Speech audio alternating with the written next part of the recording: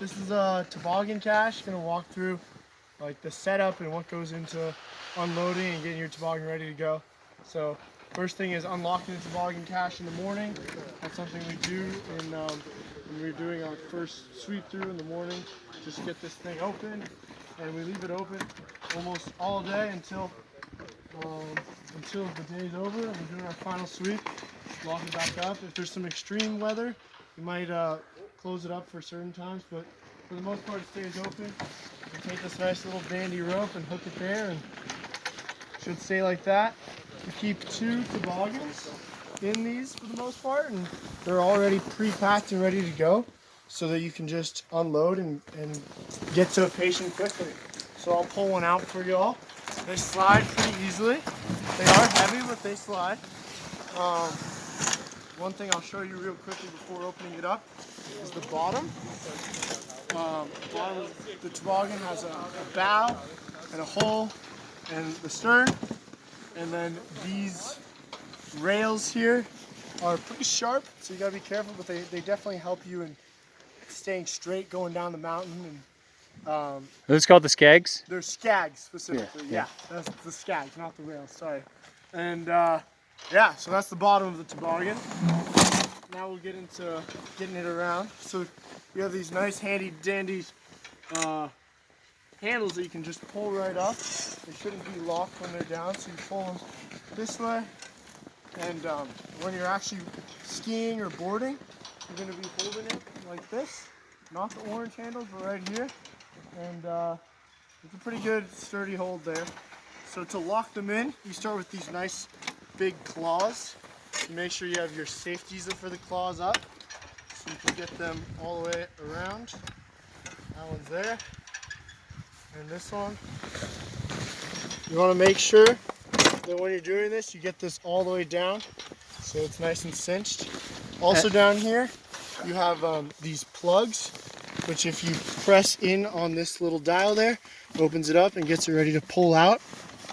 So you can take off the handles. It's a little bit of a wedge thing, but it works. There's 4 handles on the toboggan, 2 in the front, 2 in the back. And whenever we're lifting a toboggan with a patient, we might take the handle off by then. And there should be 6 people carrying the toboggan so that there's a nice steady amount of distribution for the weight. So 2 people in the front, 2 people in the back, and 1 on each side. So Captain, whenever you have a patient in the toboggan, the handle should be locked when you're driving it down the hill, right? Yes, exactly. Yeah, you want to make sure that it's locked here and here. You don't want any faulty action to happen. As for some of the steep slopes, maybe like on the top of the island or something, we do have a mechanism to help you because, you know, it can be a heavy thing to be riding down with. So we have these chains here. So you start by pulling this off very simply. It should release. And then the other elements of it, which typically up like this around the handles, is something you can pop off. And then as you ride, those chains will get locked under there and help just cement the toboggan in even deeper. And so when you're going down those steeper parts, you have that extra support. And as it gets flatter, what you can do is you can lift up, push back a little bit to get off the chains, pull this majigger right back up, and then when you're really done with them, maybe at the bottom or maybe you're on the flats by then, you can lock them right back into place so they don't get in the way. Right here, this is a cover to keep snow from your skis and snowboards from hitting the patient. So like a spray guard? Spray guard, if you will. In the back, you'll have this nice rope cinched up over here. Some of these levers were tricky the first time I did them. You want to make sure you press down and then ease out, and this is ready to go like that, so you can just pull that right out, and the same goes for the bag here.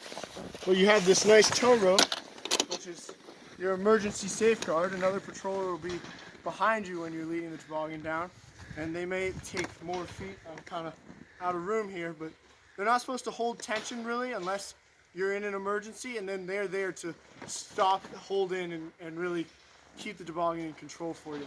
So you have that nice mechanism going.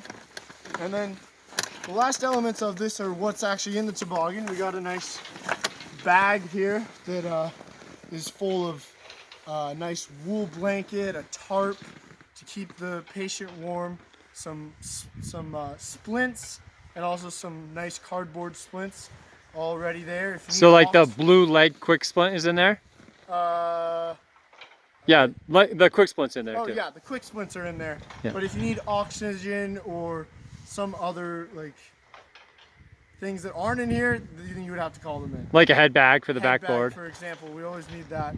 And then, all of the toboggans also have a backboard in them, right? Yes, and then there's the backboard under here. Well, I won't open up, but there's a backboard there. And that's basically the gist of your toboggan. You'll all get to ride or drive and also hold and maybe even ride them just for practice. But this is a good intro so that you're ready to go and have some familiarity with how it's all set up.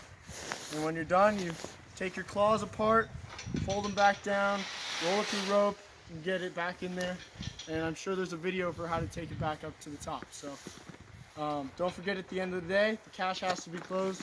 We don't want any critters getting in there or a snowstorm to just cover our toboggans in snow. So yeah, that's the toboggan.